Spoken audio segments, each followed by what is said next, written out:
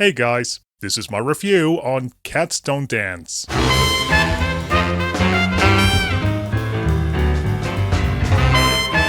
It was released by Warner Bros. In 1997, and it was directed by Mark Dendo. I do remember having this on the VHS years ago, and I really enjoyed watching this movie. And very likely I still got this on DVD and Blu-ray. Anyway, after watching this again, in my opinion, it's a really good movie. It's really entertaining, and I still really enjoyed watching this movie.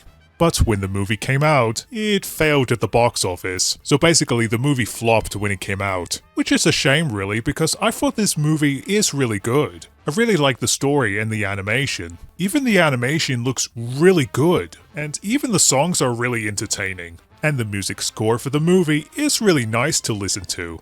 And speaking of this, let's get to the plot. This is Cats Don't Dance.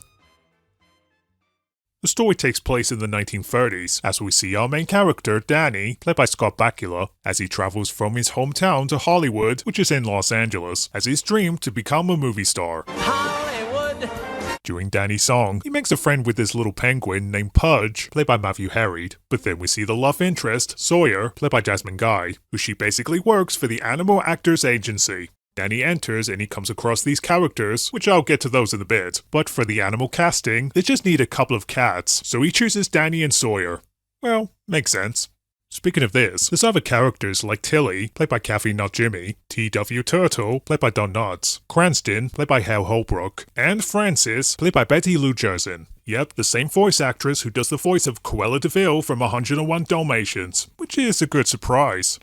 As Danny and Sawyer headed down to the studio because they have to star in the film with the child actress Darla Dimple, played by Ashley Peldon, who she is the main villain in the movie, even though she's only a child, but there is a dark side of her. In her films, especially in public, she pretends to love animals, but in reality, she doesn't. And she even strangling her own director. Just imagine letting your child do that.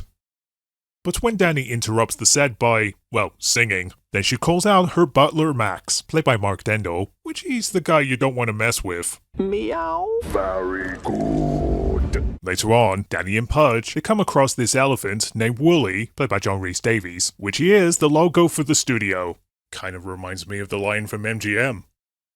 He does explain that he and the other animals, including Sawyer, they did try to show their talent, but Hollywood is just not interested. Talented people, not animals. But then we get to a scene where Danny and the others having so much fun, dancing and playing instruments, but Danny has an idea. He has decided to put the audition for L.B. Manoff, played by George Kennedy, but then Darla finds out about it, and she has an evil idea. She does invite him over to her house, and she offers Danny and the other animals the studio so they can audition for L.B. Manoff. But what Danny doesn't know, as they're about to crash the press conference. Then Danny and the animals showed up at the studio, but as Darla flooded the entire studio, making the press conference and the entire studio underwater. Then the animals are fired, and they blame Danny, but then we get to this really sad song by Sawyer. I must have lost. While Danny is about to leave, but it wasn't until he's got an idea. He does invite everybody at the premiere, but after he deals with Max, but then Danny, Sawyer, and the animals performed, which is one of my favorite songs by the way.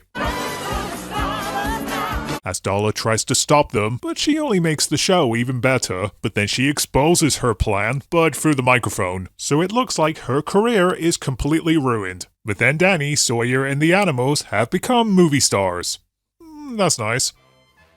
So that was Cats Don't Dance, and like I said, it is a good movie. If you're looking for a movie that is really entertaining, then this movie I definitely recommend. So there you go, that's my review on Cats Don't Dance. Thanks for watching, and bye-bye.